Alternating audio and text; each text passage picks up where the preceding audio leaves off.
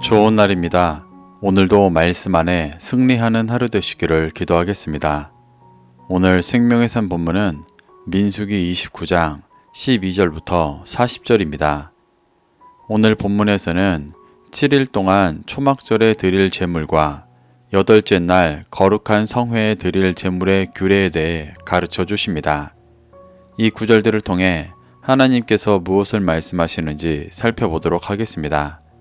12절입니다.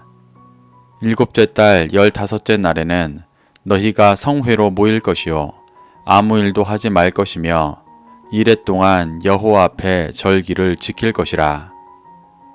여기서 말하는 여호와의 절기는 초막절을 말합니다.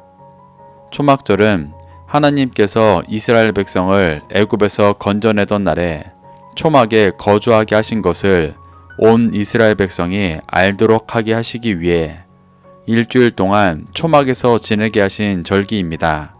이스라엘은 이후에 광야에서 방황하는 40년 동안에도 장막에서 지냈었는데 이는 밤에는 영하로 떨어지고 낮에는 40도까지 오르는 광야에서는 매우 힘든 일이었습니다.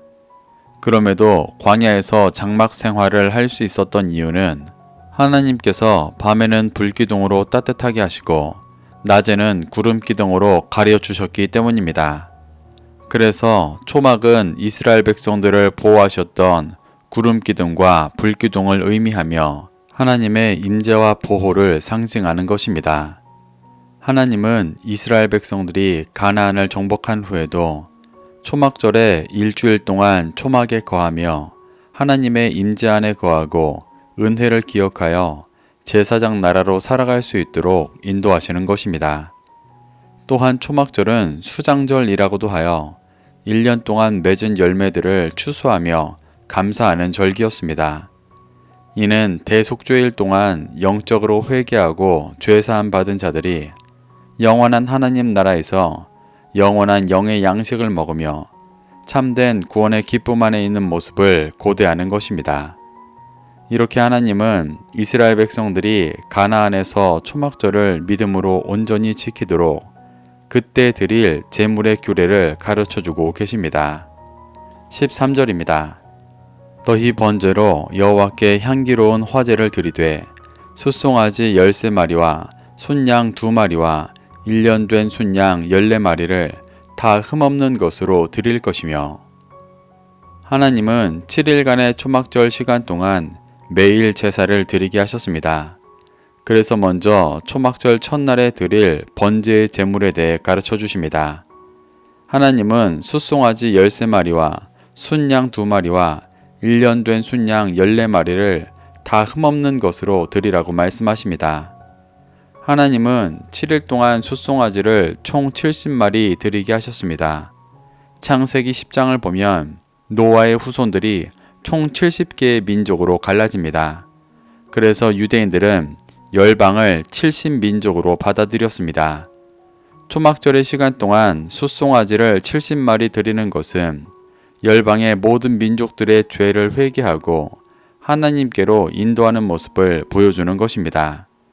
그런데 숫송아지를 하루에 10마리씩 균일하게 70마리 드리지 않고 첫날에는 13마리를 드리고 하루에 1마리씩 줄여 마지막 7일째는 7마리를 드리게 하였습니다.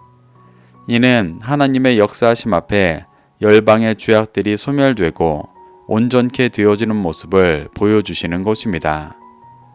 또 순양을 2마리씩 7일간 드리는데 이는 이스라엘과 이방 모두를 온전히 주께 올려드리는 제사를 드리는 것입니다. 마지막으로 흠없는 어린 양 14마리를 7일간 드리는 것은 이스라엘의 완전수 7마리를 이스라엘과 이방이 총 14마리를 올려드리며 죄를 짊어지신 어린 양 예수님께서 이스라엘과 이방의 죄를 온전히 사해 주시는 모습을 보여주는 것입니다. 그래서 이러한 번제의 제물들을 올려드리며 죄가 완전히 소멸되어지고 영원한 하나님 나라의 백성으로 살아갈 수 있는 은혜를 누리게 하시는 것입니다. 14절부터 15절입니다. 그 소재로는 고운 가루에 기름을 섞어서 숫송아지 13마리에는 각기 10분의 3이요. 순양 2마리에는 각기 10분의 2요. 어린 양 14마리에는 각기 10분의 1을 드릴 것이며, 하나님은 초막절의 제물 중 소제로 드리는 제물에 대해서도 가르쳐 주십니다. 이는 나팔절과 대속죄일에 드렸던 제물과 동일합니다. 소제는 곡식을 곱게 갈아 기름에 섞어 드리는 것인데, 곱게 갈아져 깨어지고 부서진 중심에 성령의 기름 부으심이 더해져 하나님께 가장 순전한 것을 드리는 고백의 제사입니다. 하나님은 초막절에 7일간 이러한 소제를 번제물과 함께 드리게 하시며, 자아가 완전히 갈아져 말씀으로 세워진 중심에 성령님의 역사하심이 있는 자신을 거룩한 제물로 드리게 하시는 것입니다. 16절입니다.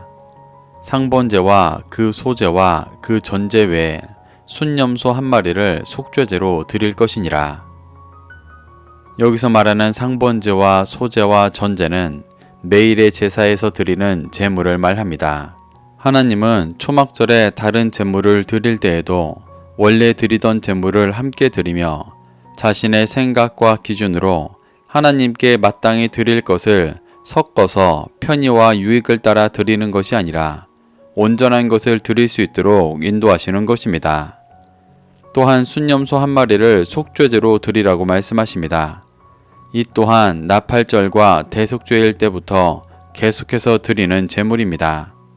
이는 매일의 제사의 제물을 통해 우리의 죄를 대신 짊어지게 하시며 정결하게 하시는 은혜를 보여주시는 것입니다. 이렇게 하나님은 초막절 첫날에 드려야 하는 제물들을 가르쳐 주시며, 이스라엘이 가나안에서 하나님의 보호하심과 인도하심을 기억하고 그 은혜를 감사히 여기며 하나님 나라의 백성으로 살아갈 수 있도록 인도해 주고 계십니다. 하루에 한 마리씩 줄여서 드리는 번제로 드리는 숫송아지를 제외하고는 동일한 제물을 드리는 규례를 반복해서 가르쳐 주십니다. 7일 동안 이 제물들을 드리며 하나님의 은혜 가운데 거하도록 인도하시는 것입니다. 반복되어지는 구절은 생략하고 35절부터 38절을 보겠습니다. 여덟째 날에는 장엄한 대회로 모일 것이요 아무 일도 하지 말 것이며, 번제로 여호와께 향기로운 화제를 드리되 숫송아지 한 마리와 순양 한 마리와 1년 되고 흠없는 순양 7마리를 드릴 것이며, 그 소제와 전제는 숫송아지와 순양과 어린 양의 수효를 따라 규례대로 할 것이며, 상번제와 그 소제와 그 전제 외에 순염소 한 마리를 속죄제로 드릴 것이니라. 여덟째 날에 드리는 장엄한 대회는 엄밀히 말해 초막절이 마치고 드리는 독립된 절기입니다. 레위기 23장에서는 거룩한 대회라고도 번역되어 있습니다. 초막절 동안 열방을 위한 제사를 드렸다면 이 날은 거룩하게 된 자들이 오직 하나님과 친밀한 관계를 맺는 시간입니다. 그래서 이 시간에 드리는 제물은 앞선 초막절에서 이스라엘과 열방의 것을 함께 드렸던 것과 다르게 숫송아지 한 마리, 순양 한 마리, 흠없는 어린 양 7마리, 속죄 제물 등 거룩하게 되어 진리 안에 돌아온 거룩한 자들의 제사만을 드리고 있습니다. 이것이 회개와 연단의 시간을 지나고 이스라엘과 이방이 진리 안에 한 세 사람을 이루어 진정한 하나님 나라의 백성으로서 하나님 앞에 나아가는 모습을 보여주시는 것입니다. 39절부터 40절입니다. 너희가 이 절기를 당하거든 여호와께 이같이 드릴지니 이는 너희의 서원제나 낙헌제로 드리는 번제, 소제, 전제, 화목제 외에 드릴 것이니라. 모세가 여호와께서 모세에게 명령하신 모든 일을 이스라엘 자손에게 말하니라. 39절에서 말하는 이 절기는 28장부터 말씀하셨던 상번제, 안식일, 월삭, 유월절, 칠칠절, 나팔절, 속죄일, 초막절 등을 말씀하시는 것입니다. 하나님은 이러한 절기를 맞으면 앞선 장에서부터 언급하셨던 규례대로 제물을 드리되 서원제, 낙헌제 외에 드리라고 말씀하십니다. 여기서 서원제와 낙헌제는 화목제의 일종으로 개인의 뜻에 따라 드리는 제물이었습니다. 하나님은 서원제나 낙헌제를 결단한 사람들이 절기를 맞이해 절기에 드리는 제물들로 대체하지 않고 계획되어 있던 제사를 모두 온전히 드려야 한다고 말씀하시는 것입니다. 하나님은 제물들에 대해 말씀하실 때 이렇게 원래 드리던 제물을 온전히 다 드려야 한다는 말씀을 반복해서 하고 계십니다. 이는 절기와 제물마다 하나님께서 의도하신 의미와 뜻이 있는데 사람들이 육신의 유익과 편의를 따라 섞어 드리며 하나님의 뜻을 희석하지 않게 하시기 위함이었습니다.